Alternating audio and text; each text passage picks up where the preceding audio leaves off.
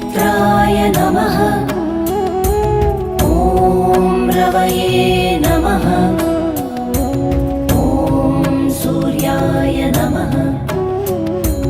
ॐ भानवे नमः। ॐ खगाय नमः। ॐ पूष्णे नमः। ॐ हिरण्यगर्भाय नमः। ॐ मरीचये नमः।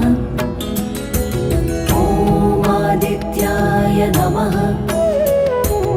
ॐ सवित्रे नमः।